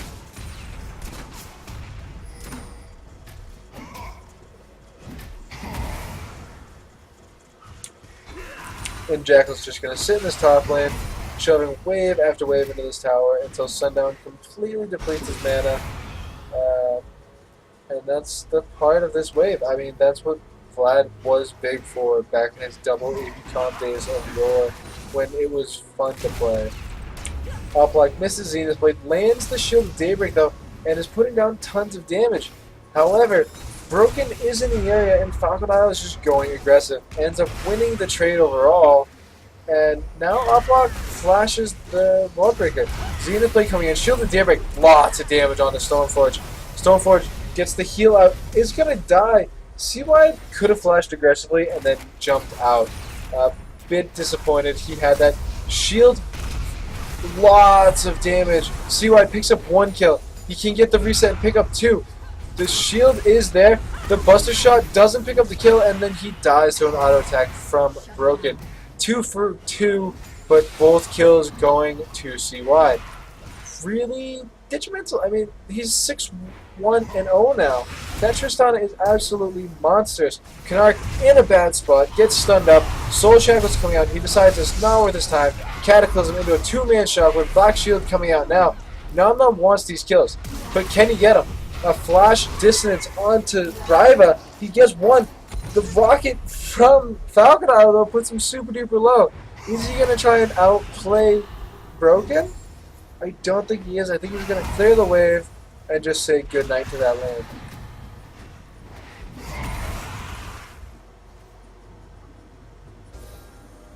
Sundown rushing that Spirit Visit. Not really worried about Trista at this point, I guess. I mean, he picks it up. He's probably going to teleport top lane unless he just starts to run it. He does teleport top. That Spirit Visit is going to be huge. It lets him lifesteal a bit more from Nasus' passive, as well as not get poked out as much by his Vladimir's damage. Boots 3 also, he really wants that chase potential.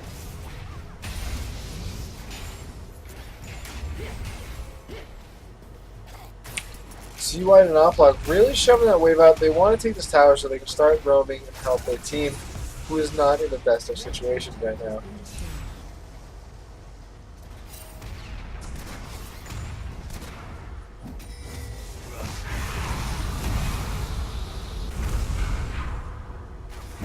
Good stun from Oplock, but the binding landed on the C-Wide. Zap lane is also... Stormforge is going to get in here, available. A great stun onto Stormforge, but it doesn't matter. The binding landed to pick up the kill. Broken's a bit out of position, but the Black Shield just stopping all of the CC coming his way. Sundown doesn't care about Jackal, just wants this tower. Takes the tower, pops the ultimate. Jackal does not want to be here whatsoever. Pops his ultimate way too late, flashes anyway, and then eats the devastating strike to the face. Meanwhile, on the top lane, Syndra popping her ultimate, picks up the kill on Jarvan. The binding lands onto Oplock, and then that's another kill over the Falcon Isle's Jinx. This does mean the Dragon, lots of damage on this Nom Nom though. He could pick up a kill on a Broken. However, Stormforge wants this kill. Misses the Flash Vault Breaker, and then also gets hit up. A great kill on a Morgana. Shockwave only on the Falcon Isle, and now Nom Nom's a bit of a predicament. However, Stormforge is way too low. C-Wide knows it, messed up his combo, but now he's just going to use it on Falcon Isle. However, also screws up this combo on a Falcon Isle. He did not use the explosive shot once in either of those fights. If he had used it on Falcon Isle, that would have been for sure a kill. Jackal now, however, is getting outclassed by the Nasus pick. He's just getting forced into tower, not able to CS. Really problematic, man.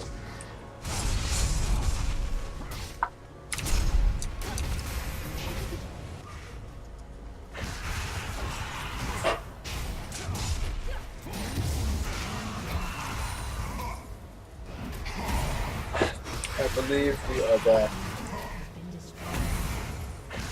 Ryva able to pick up the mid lane tower. And there we are, and Doctor's back, and welcome back. As I was saying, Ryva able to pick up that mid tower in response to the dragon. Canark trying to pick up this kill. No flag and drag, gets thrown back by the Syndra Force of Will.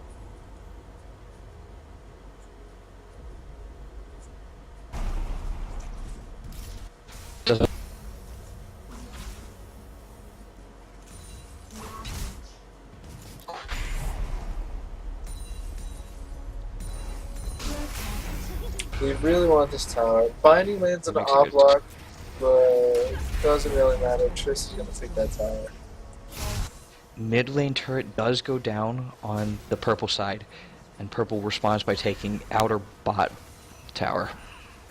Just Vi and Jinx just going straight down. Leona is moving to intercept them with the Tristana, and Vi and Jinx are just going to back away. They knew it was coming even without any wards.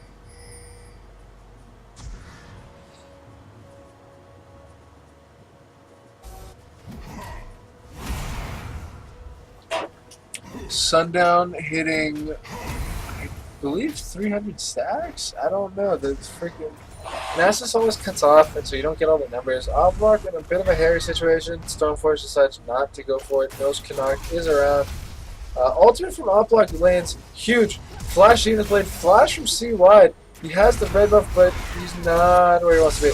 Canark coming in. Teleport from Sundown though is going to be huge. Stoneforge goes down. Canark eats Unleashed Power, goes down. Jackal was there. Sundown did not teleport. Jackal picking up the kill on the Falconel, and now he wants Broken. However, Sundown has something to say about that. Wither down onto Oplok. Black Shield onto Sundown, already taken away. Tons of damage coming from Riva onto Rise. Double kill for Sundown. The Ghost is going to allow him to chase this down. A bit of an early pool for Jackal. Comes out just in time to eat a Morg Binding, trading his life for Morgana's. Triple kill for Sundown. Such a chaotic fight, but that teleport by the Nasus to get down there really changed around, and he's rewarded with a triple kill, putting him at 5-1-2 right now, and sitting at 312 stacks 20 minutes in. And this is what Blue Team really needed not to happen. They really couldn't give any kills to Nasus because that catapults his status in the game to late game, really at any point. If he picks up a kill, that's game. I mean, Trist does have the tools to get away from him, but right now she doesn't have the tools to kill him, and so really he's just going to come at you, never ending. Sundown finding a Canark, gonna go hard, the red buff OP. Blade of the Ruin King on Stormforge? That's kind of why he's getting bleeded so quick. Sundown getting his black shield popped fairly quickly. The two-man shockwave really blew up Stormforge there. Solar Flare from Oplok, only landing on Falcon Isle, only landing a slow with 0 follow-up. The two champions we highlighted at the beginning of this game, that Nasus approaching late game and that Tristana, are both hitting that very early. Nasus is sitting at 6-1-2 right now, and that Tristana is at 8-3 already. Just being able to make the plays, get the kills, and move forward. The one saving grace right now is that Nasus doesn't really respect Trist's damage. He's sort of going Triforce. I don't like Triforce on Nasus. It does give you chase potential. It does give you crit, which does proc on his Q, which is absurd and I don't think should be allowed. But I love Ice One Gauntlet. Honestly, I build it on my 3 main champions of Nasus, Ezreal, and Lucian. I just think it's fun to use. It gives a lot of utility. And especially in Nasus, it gives you chase. Zenith Blade onto Broken, gets Black Shielded out. Lots of damage on the Oplok. Stoneforge, Assault and Batteries in. On to Nom Rise, doesn't pick up a kill. Falconel again just sort of whiffs the rocket. A great 3-man shockwave though picks up a kill onto Falconel. Jackal now is where he needs to be. Nom flash attack commands in. Great solo flare from Oplok. Picks up the kill onto Morgana for Nom. However, Nasus in this top lane, eating tower shots a bit disrespectfully, and Jackal's doing the same thing. I don't know why they eat tower shots so much, it's such a waste. However, Nasus is going to outpush them 10-1, no chance whatsoever. However, Jackal thinks he can take him. And that's very wrong. No way. Right, although Cataclysm, are they going to trade 1-for-1? They do not. Canark gets the Summoner heal from Trist, however, to pick that up. They just end up trading 1 tower for 1 tower there. And I will take an inner mid turret over an outer, or over an inner top turret pretty much any day. That was very nice, but there was no way Canark was going to duel a 6-1-2 Nasus at that point by himself without help from Trist. But getting Trist that kill puts her at 10-4 right now. It's just monstrous. That being said, hasn't finished Boots 2, hasn't finished any armor pin whatsoever. So if Nasus does start finishing his armor items, she's really in trouble. He finished the Triforce and picks up a Giant Belt. He now has the option to pick up that armor. And sooner or later, Stormforge's going to need to pick up armor. He can't live off this Blade of the Ruin King forever. Canark flashed the wall. I don't know if he just sort of misthought or something. Blade of the Ruin King on Stoneforge picks up the speed away, goes back in with the Vault Breaker after Riva hits him with the Unleashed Power. They could end up trading Drake the Baron, however. Stoneforge, not tanky though. We need Sundown here. Stoneforge actually going down. This is now a very dangerous play. Smite is available for Jarvan, but he's dead in for 10 seconds. A great 3-man shockwave again for Num Num, forces them off the Baron and sacrifices himself for that. Targon's being thrown onto Trist. Not the best idea. Sunny actually wastes Wither onto Jackal. Didn't realize that C-Wide was right there and it cost him his life. What was really impressive about that Baron fight, even though Orion went down, before that 3-man shockwave, she obliterated Falcodio's health with simply an attack command and a distance. Oblak trying to get rid of the Soul Shackle by going hyper aggressive. C-Wide picks up the kill onto Morgana, Assault and Battery, and the Vault Breaker down onto Tristan, and picks up that kill for Stormforge. And in the background, Jinx died, so nothing new. Jackal really trying to get out of this. The perfect Cataclysm glitches between them and forces Jackal out of the pit, no longer trapped with anybody. However, Riva giving chase, Sundown down in this top lane, burned his TP to get there. It's going to be free tower. His stacks have fallen off a little bit, but he's still sitting at 372 and able to just take out those towers, forcing a response from blue side.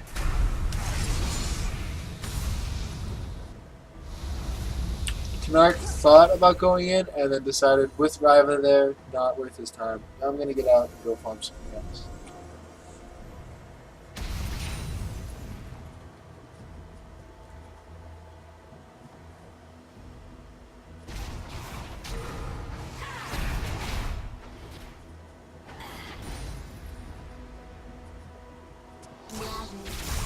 So that Baron still is up since Nom Nom on that Orion was able to force away 4 members effectively from it, and a whiffed ultimate from Op. Soulflare, however, does have a fairly low cooldown. He's not exactly crying about it because you miss 100 of the ones you don't take, 20% of the ones you don't take. Both teams milling about, C-Wide pushing out that bottom lane. However, if he does get hit by a Riva stun, it is GG between the Unleashed Power and Ignite, and that would mean a free Baron / game.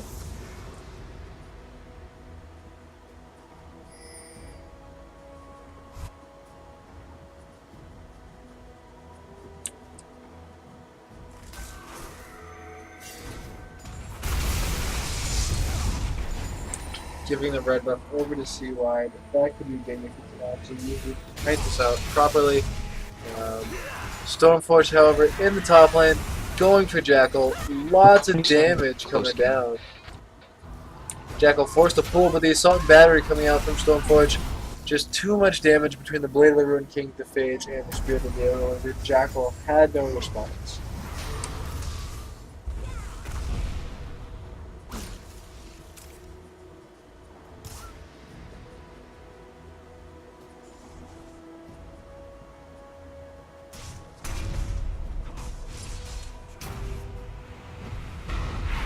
A good bind onto Oplok. Just CC after CC landing down on the Oplok. The Solar Flare, however, saves the Soul Shackles from going off onto anybody. However, Stoneforge still wants this. He ends up getting out of the Cataclysm though, and Falcodile is still sitting in this background just putting out damage. And he gets a lucky crit. The Super Mega Death Rocket lands, and the auto attack from Riva is enough to pick up that kill.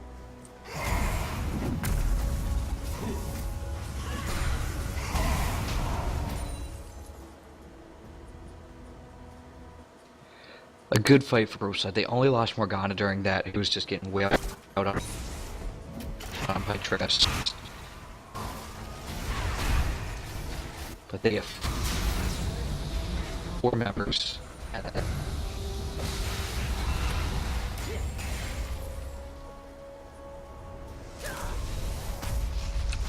Solar Flare lands on the Sundown.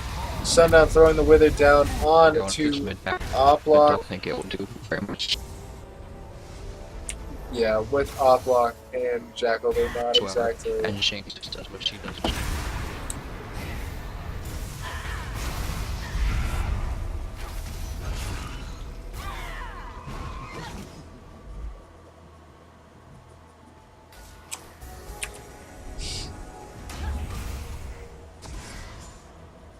The Baron is live, but this is a really sketchy call. There's a lot of CC to be had. Op Block just going hard though. Landing lots of damage, being forced to flash back over the wall. Morgana getting in, starting a 3-man wave. Nom Nom DC'd, I think. He just sort of stood there and let the Soul Shackles land. C-Wide losing that 3v1 fight. Jackal, however, still wants a piece. Doesn't want to say no. Eats a binding, however. Pulls the zap and the slow there. However, eats the unleashed power. It's not unleashed power.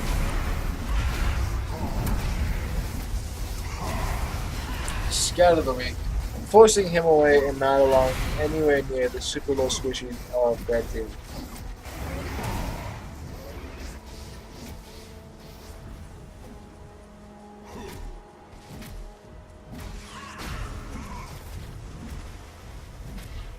And that could mean the Baron buff for Red Team. Scumbag Riva not giving Nasus the stacks.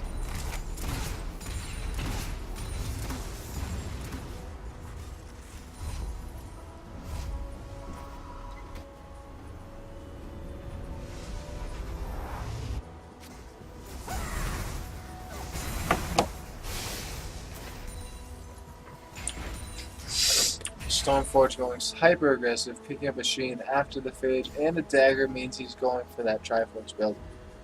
Hyper aggressive, it's worked out for him so far. I mean, he's netted 20 kills for his team, so that's not exactly he's netted 17 kills for his team. Can't not exactly to shake your nose at, but if Blue Team had a bit more focus, it would be a lot different. Yeah, I would have liked to see a little bit of MR coming from him. Seems to enjoy trying to solo out Vladimir, and Vladimir's just making him way too much now. I would have much rather seen, as I said, some MR Hex Drink or something instead of that Triforce.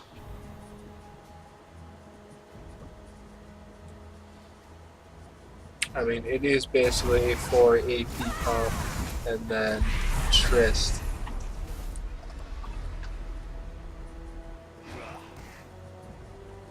Jarvan doesn't exactly bring a lot of damage to the table when he is going this sort of tank build. The mind game is going on. One team wants to base, the other one also wants to base. They wanted to push that wave out to bait Blue Team down, and it worked.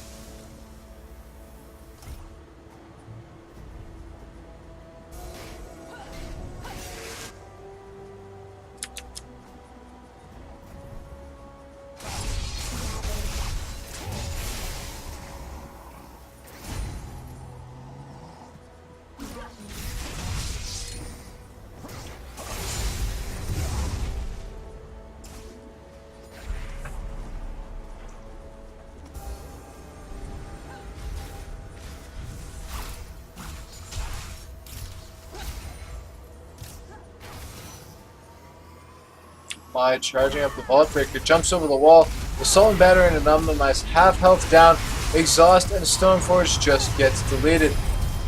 2-man Soul Shackles. Lots of zonings coming out between Broken and Riva. Not enough. Sundown's the only one left alive. A 4-for-1 trading just Canard for the rest of Red Team. And that could mean trouble.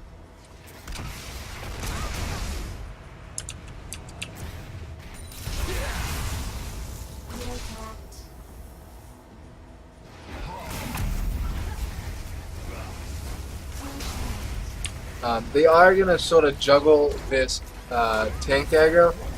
Op block going too low, forcing the summoner heal out of C wide. That inhibitor is going to go down, and with the rest of red team coming up, they decide to back off.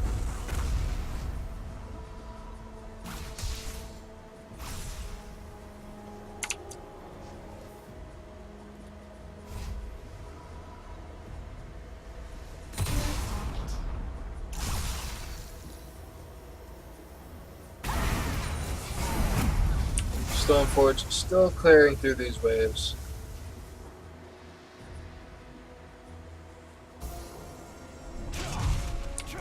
Canark finding a ward in his jungle, gonna clear that out real quick. Move on with his life, see if he can sort of do something about this mid push, because red team's getting to a point where they're gonna be unstoppable soon.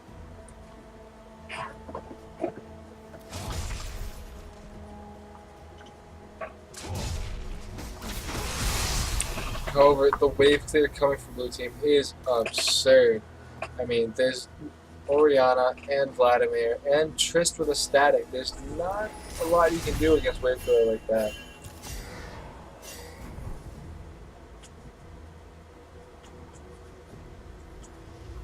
With 3 members in the bot lane though, and that ward just missing broken, they're going to be forced to back. There's nothing else they can really do. They have no TP available outside of Vladimir's, and if he were to go down there right now, he would just die. They're going to lose the tower, and Jinx is going to get away.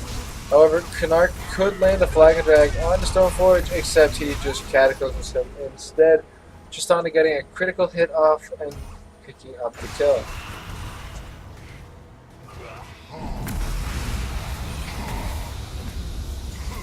And Sundown's just too huge right now. He's getting off 3 to 4 hits of the Pimp Cane onto this Jackal every single time. I guess the snare stopped the TP, which would make sense.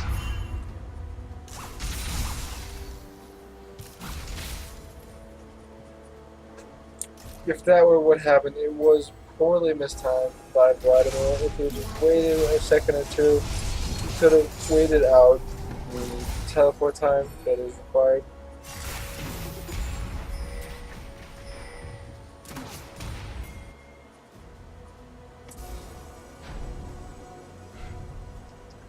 Ward going down, just the one of many casualties on this day. A lot of them being the champions. I mean, we've seen 70 champion kills this game. That is absurd. Granted, it is a only 37-minute game.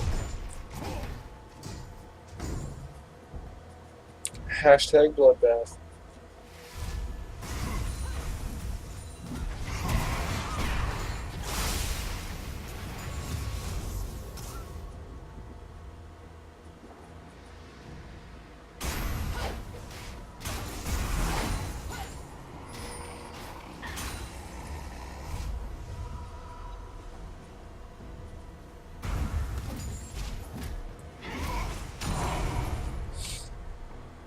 Everybody just sort of pushing out these waves, waiting for the next big fight with Dragon and Baron both being up.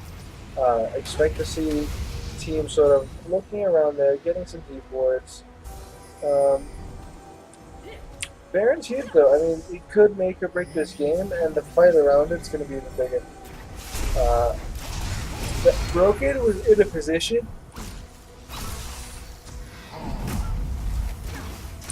For a great 4-man shockwave. Seeing this blade lands on to Sundown, not who you want it to land on. The inhibitor for red team says respond, and so they lose a lot of the mid-lane power that they had.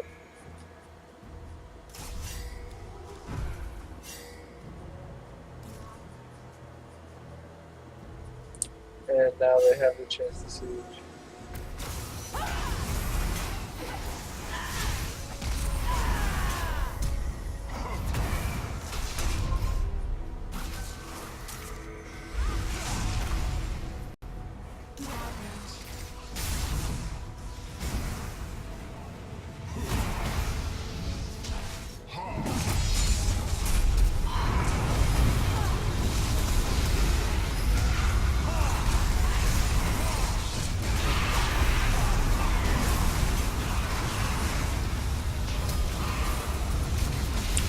lots of damage. Tower going down. The damage from Cinder misses. Great 2-man shockwave there. Broken's a big cut out. Heal being forced out. Falconau getting busted shuttered away. Sundown putting lots of damage down. Falconau's a bit out of position. Picks up the kill onto Nom Nom. Broken throwing out his shield. Wants the kill onto Broken. Picks it up. Waves everywhere coming down.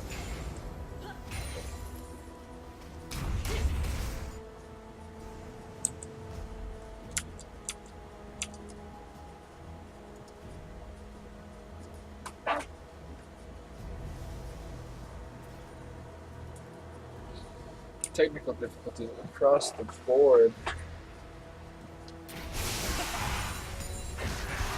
Seawide is going to get some free time with its inhibitor though. Only about 10 seconds though before Syndra and Stoneforge are both available. That should be plenty for him. He's 15-7 right now. Picked up a Banshee's Veil in addition to his Infinity Edge Shiv and that last Whisper. Yeah, no chance of dying whatsoever anytime soon. He really just is a monster. And at 15-7 and 4, I would expect him to be. One would hope so. He's definitely outscaling that Nasus. The Nasus is doing well, but just gets kited by Tristana, as you can see by that last ace. And a big part of this is Stoneforge still isn't respecting this Trist pick by building any armor. He's still just sticking to his guns, trying to get this Spirit Visage, and now he's getting caught out, putting down lots of damage on the Oplock, gets knocked up. Oplock throws the Soul Flame the wrong way, but a great 4-man shockwave shuts down the team. Vladimir gets caught up under the team with the Soul Shackles. Shields from Nom Nom not enough, and now they could try and force this Baron. With only 3 members up for blue team, with the ultimate coming down and not hitting anybody, this could mean something. Canard gets a shield down, gets some vision. Stoneforge is going to base. Absolutely. You could see the CC of both teams coming into play there. Stormforge went in and was just got about 3 different instances of CC on him. Charm Flag and Drag, the Leona shield. But as Purple Side came back, they just added their own. The Shockwave was great from the Orianna, just wasn't quite enough to turn that fight around completely. However, it did bring them low enough to avoid the Baron play. So that lives to fight another day. Syndra now has a GA, so you have to kill her twice. And her cooldowns are low enough that she's going to come out of that and stun you. Absolutely. Unless you predict it insanely well, she has a great chance after you kill her to kill you upon respawn. Unless you're someone like Vladimir who's just going to be able to pull out of it and then kill her or something. But if you're Omnom or that Trist, you got to be very careful. Picking up the blue buff on top of that. Now would actually be a great time to rush this Baron. Yes, Nasus has teleport, and it is available, but they see the teleport behind. You see Stoneforge also. If they got the ghost from Sundown. They locked them down, and now the team's split. They don't know who they want to fight. Trist and Oplock are nowhere to be seen. Everybody else, the Flag and Drag, not going to kill. Seawide completely caught out of position. That is not what they want whatsoever. Now it is all on to Nom Nom to win this fight. Queen coming out of Broken to slow down Jack. A binding to the face. They're now going to get away from the Soul Shackles. Jackal picking up the kill. Right there, Tristana getting caught is just so bad. Not great positioning whatsoever from her, and really cost them more. They're going for this Baron, but still a little risky. Vi's in the bot lane though, going for that inhibitor.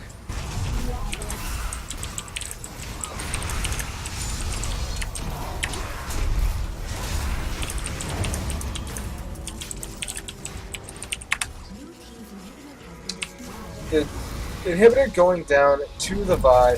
Baron, however, being lost. Falcon Isle gets completely deleted by Nom Nom Nice. However, the Solar Flare misses onto Nasus. That is a big tool that is being dodged out. Stoneforge is now coming back up to the team. He's going to run into Jackal, And he's super squish. He's not going to last very long. Nom Nom gets assault and battered, picked up there, and that's a free kill. Free jungler down for 60 seconds, and let's see what the team can do. Two of them have to base. They have no health.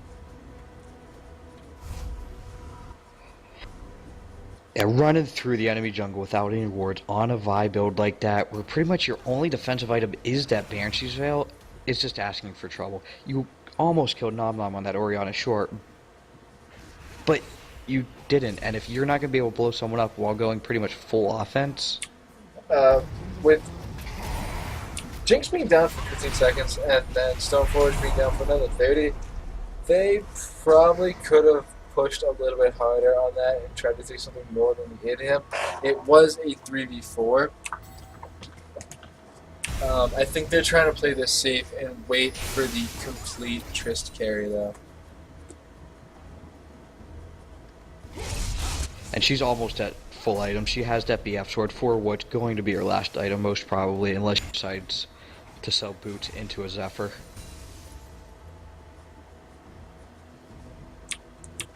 Definitely Sundown's waiting for something. Yeah, he's sitting at 506 or 507 stacks, I believe, right They're now. working a pincher here. Ryva getting locked up. Offlock away from his team completely. Sundown just sort of running havoc. Pops his ult onto Jackal. The Sullen better and Nom Nom gets these Zonias out. Meanwhile, Sundown's beating onto Jackal. See wide, Buster shots Stoneforge away, picks up the kill. Sundown's still in the middle of the fight. Jinx picks up the reset onto Jarvan, forced to flash away from the shockwave. Jackal teleports top to stop that wave from doing nothing. Yeah, Shockwave did not come out of Organa there, but simply the threat and wow, just not going on. But the threat of that Shockwave combined with the W has actually the very good potential of completely deleting Falcodao from 100 to 0. And that is definitely not what you want from your late game AD carry. I mean, you need them to stay alive as long as possible. He did pick up the Bloodthirster. That is big. I mean,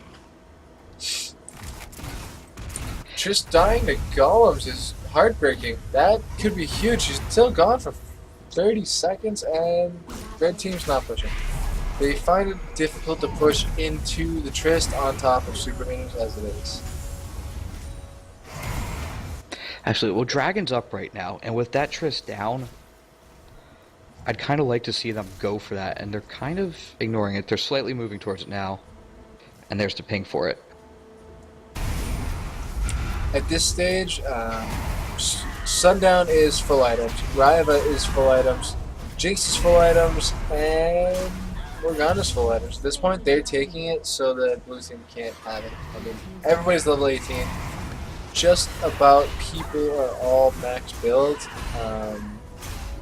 Stormforge isn't because he went way behind building so much damage first. And then Jarvan can really only upgrade to a Locket of the Iron Solari. But because Leona already has it, they don't double stack anymore like they used to, so it's really not worth it. Yep, and Tristana did finish up her last item. That did become a Bloodthirster, so she's going to be even scarier, sitting at 16 and 9 right now. And this last team fight decides the game pretty much. If 3 or more members of any team single-handedly dies, that is game. Red team rushing down this mid lane. They have the minions, they have the tank, they have the health. They can just take this tower for free. Sundown on that huge Nasus, Qs it once, takes out half the health. Falcodao needs perfect positioning here. And they're actually forced off. A 2-man Cataclysm, Broken stuck out of position. Pops the Zonias, Soul Shackle's only onto Knark though. Jackal stays alive, and Zonia's onto Ryva is going to cost him.